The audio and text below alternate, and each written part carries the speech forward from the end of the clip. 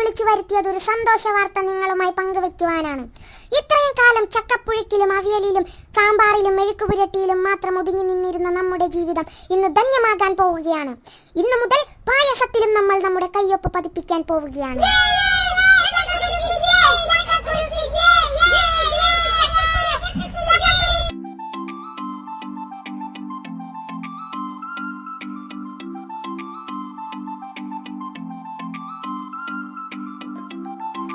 Hi friends, green life സ്റ്റൈലിലേക്ക് എൻ്റെ എല്ലാ കൂട്ടുകാർക്കും സ്വാഗതം. ഇന്ന് നമ്മളില്ലേ ഒരു പായസമാണ് കേട്ടോ ഉണ്ടാക്കാൻ പോകുന്നത്.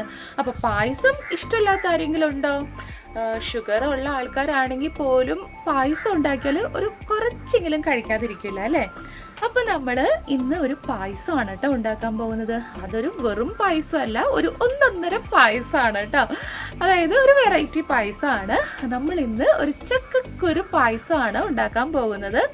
അപ്പോൾ നമുക്ക് ഈ ചക്കക്കുരു പായസം എങ്ങനെയാണ് ഉണ്ടാക്കുന്നതെന്ന് നോക്കാം. അപ്പോൾ അതിന് മുന്നേ ആയിട്ട് ആദ്യമായിട്ട് എൻ്റെ ചാനൽ കാണുന്ന കൂട്ടുകാർ പ്ലീസ് ചാനൽ ഒന്ന് സബ്സ്ക്രൈബ് ചെയ്യണം. കൂട്ടത്തിൽ ബെല്ലൈക്കൺ അമർത്തി ഓൾ ഓപ്ഷൻ കൂടി ഒന്ന് എനേബിൾ ചെയ്തിടണം കേട്ടോ. എങ്കിലാണ് ഞാനിടുന്ന എല്ലാ വീഡിയോസിൻ്റെയും നോട്ടിഫിക്കേഷൻ നിങ്ങൾക്ക് കിട്ടുകയുള്ളൂ. അപ്പോൾ നമുക്ക് വേഗം തന്നെ കിച്ചണിലേക്ക് പോകാം.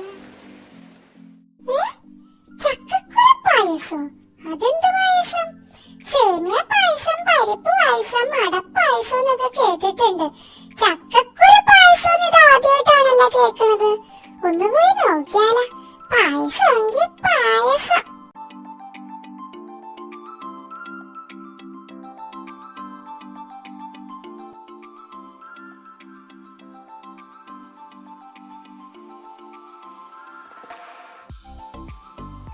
ചക്കക്കുരു പായസം ഉണ്ടാക്കാനായിട്ട് ഞാനിവിടെ ഇത് കണ്ടോ, ഒരു 35 ചക്കക്കുരു എടുത്തിട്ടുണ്ട് കേട്ടോ. അപ്പോൾ ഇതിൻ്റെ തൊണ്ടെല്ലാം കളഞ്ഞ് വൃത്തിയാക്കി എടുത്തിട്ടുണ്ട്. പിന്നെ നമുക്ക് പായസം ഉണ്ടാക്കാനായിട്ട് ഞാനിവിടെ ഒരു വലിയ ഉണ്ട ശർക്കരയാണ് കേട്ടോ എടുത്തേക്കണത്. അതായത് 35 ചക്കക്കുരുവിനാണ് ഞാൻ ഈ ഒരു ഉണ്ട ശർക്കര എടുത്തേക്കണത് കേട്ടോ. അപ്പോൾ നമുക്ക് ഈ ശർക്കര ഒന്ന് ഉരുക്കിയെടുക്കാം. പിന്നെ അതേ ഒരു തേങ്ങ കൂടി എടുത്തിട്ടുണ്ട്. അപ്പോൾ ഈ തേങ്ങ ചിരകിയതിന് ശേഷം ഇതിൽ നിന്ന് 3 പാല് നമുക്ക് പിഴിഞ്ഞെടുക്കാം കേട്ടോ. 1-ാം പാല്, 2-ാം പാല്, 3-ാം പാല്. അപ്പോൾ ഇത്രയും കാര്യങ്ങളാണ് നമ്മൾ ആദ്യം ചെയ്യേണ്ടത്. വല്ല ചിക്കൻ സൂപ്പോ മട്ടൻ സൂപ്പോ ഉണ്ടാക്കണതിന് പകരം പായസം ഒന്ന് രുചിച്ച് നോക്കിയിട്ട് പോകാം. ഉണ്ണിച്ചേച്ചിയുടെ അമ്മേ, ഞാനിവിടെ ഇരിപ്പുണ്ട് കേട്ടോ.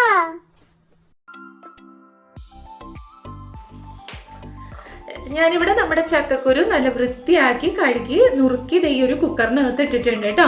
അപ്പോൾ ഇനി നമുക്ക് ഈ ചക്കക്കുരു ഒന്ന് വേവിച്ചെടുക്കണം. അതിനായിട്ട് നമ്മൾ പിഴിഞ്ഞെടുത്ത തേങ്ങാപ്പാലിൻ്റെ 3-ാം പാല് നമുക്കിതിലേക്ക് ഒഴിച്ചു കൊടുത്ത് നമുക്ക് ഈ ചക്കക്കുരു വേവിച്ചെടുക്കാം കേട്ടോ. അപ്പോൾ നമുക്കിത് അടുപ്പത്ത് വെച്ചതിന് ശേഷം ഒരു 4-5 സ്റ്റീം നമുക്ക് വരുത്തണം കേട്ടോ. ഈ ചക്കക്കുരു ഒരു 4-5 സ്റ്റീം വരുത്തപ്പോൾ നന്നായിട്ട് വെന്ത് കിട്ടും. അപ്പോൾ നമുക്കിത് പെട്ടെന്ന് തന്നെ വേവിച്ചെടുക്കാം.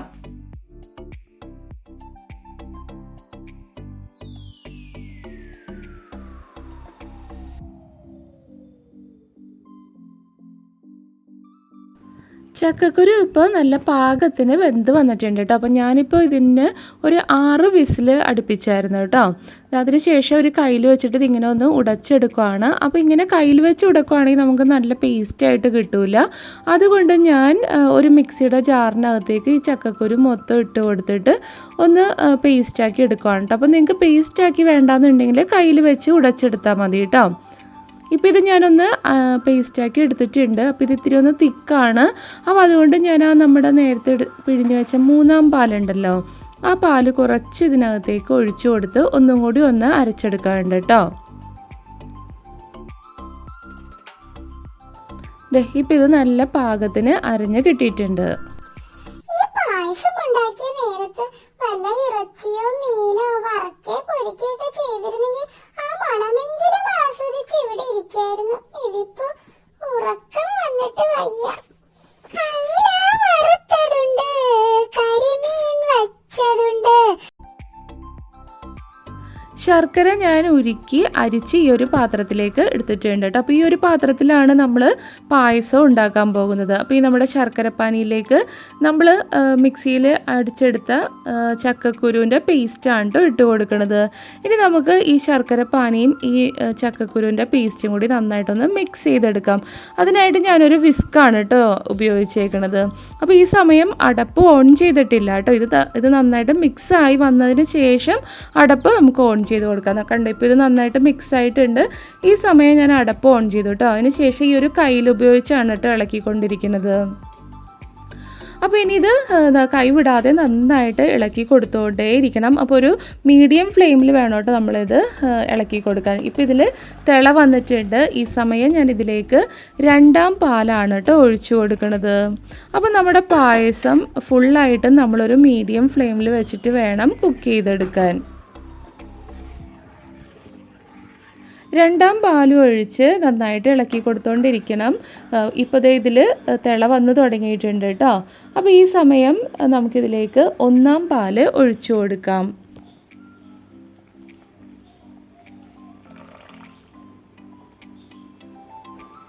1ാം പാൽ ഒഴിച്ച് കഴിഞ്ഞിട്ടുണ്ടെങ്കിൽ നമ്മൾ ഒരുപാട് അങ്ങോട്ട് തിളപ്പിക്കാൻ പാടില്ല പായസം.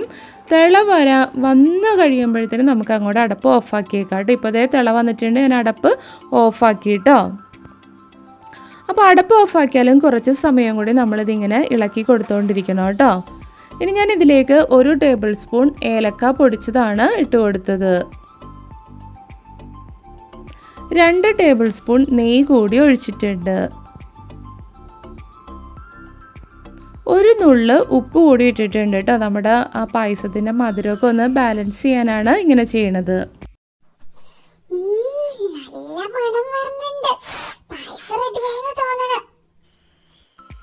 ഇനി നമുക്ക് നമ്മുടെ പായസത്തിലേക്ക് കുറച്ച് കാഷ്യൂ നട്ട്സും മുന്തിരിയൊക്കെ ഒന്ന് വറുത്തിടാം കേട്ടോ. അതിനായിട്ട് ഞാനൊരു ചെറിയ ചീനച്ചട്ടി അടുപ്പത്ത് വെച്ചിട്ട് അതിലേക്ക് 1 ടേബിൾ സ്പൂൺ നെയ്യാണ് കേട്ടോ ഒഴിച്ചത്. പിന്നെ ഈ കാഷ്യൂ നട്ട്സും മുന്തിരിയും എല്ലാം ഞാൻ കഴുകിയതിന് ശേഷമാണ് കേട്ടോ ഇങ്ങനെ നെയ്യിലിട്ട് വറുത്തെടുക്കണത്. അപ്പോൾ അതേ കാഷ്യൂ നട്ട്സ് ഇവിടെ വറുത്തെടുത്തിട്ടുണ്ട്. ഇനി നമുക്കിതിലേക്ക് മുന്തിരി കൂടി ഇട്ട് കൊടുക്കാം കേട്ടോ.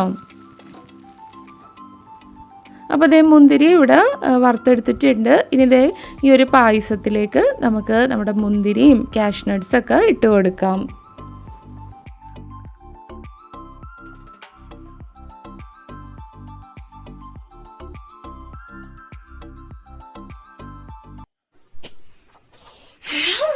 നല്ല പായസം, ചക്കക്കുരു പായസമാണ്. പരിപ്പ് പായസം പോലെ ഉണ്ടല്ലോ. ഈ പായസം ഞാൻ ആർക്കും കൊടുക്കൂല. ആരെങ്കിലും വന്നുണ്ടോ? ഞാൻ കൊടുക്കൂല. ഈ പായസം എന്റെ മാത്രമാണ്. നല്ല ടേസ്റ്റ് ഉള്ള പായസം.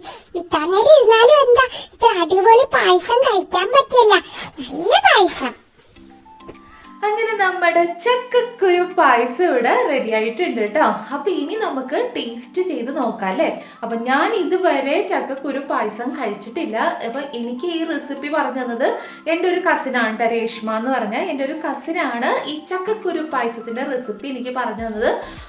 പക്ഷെ എന്നോട് പറഞ്ഞു നല്ല സൂപ്പർ ടേസ്റ്റാണ്, ചക്കക്കുരു പായസമാണെന്ന് നമ്മൾ പറഞ്ഞാൽ പോലും ഒരാൾക്ക് മനസ്സിലാവില്ലെന്നാണ് പറഞ്ഞത്. അപ്പം ഞാനിതൊന്ന് കഴിച്ച് നോക്കട്ടെ. നമുക്ക് അറിയണ്ടേ ഇതിൻ്റെ ടേസ്റ്റ് എന്താണെന്ന് അറിയണ്ടേ.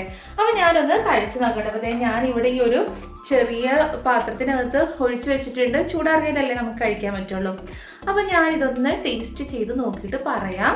ഇതുവരെ ഞാൻ ടേസ്റ്റ് ചെയ്തിട്ടില്ല ചക്കക്കുരു പായസം. ഞാൻ ആകെ പരിപ്പ് പായസം, സേമിയ പായസം, പിന്നെ അങ്ങനെ നമ്മുടെ ചാനലിലൊക്കെ കിട്ടുന്ന ഒരു 1-2 അങ്ങനെയൊക്കെയുള്ള വേറെ അങ്ങനെ വെറൈറ്റി ആയിട്ടുള്ള പായസം ഒന്നും ചെയ്തിട്ടില്ല കേട്ടോ. അപ്പം ഈ ചക്കക്കുരു പായസം ഒന്ന് ടേസ്റ്റ് ചെയ്ത് നോക്കട്ടെ.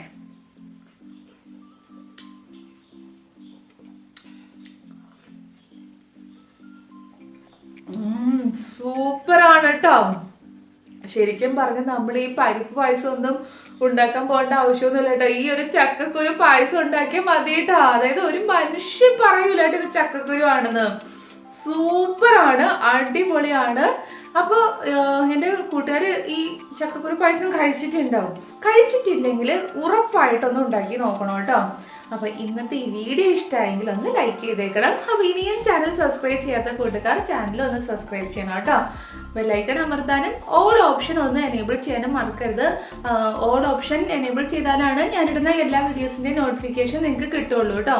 അപ്പൊ നമുക്കിനി വേറൊരു വീഡിയോയിൽ കാണാം. അതുവരെ എല്ലാവർക്കും ബൈ.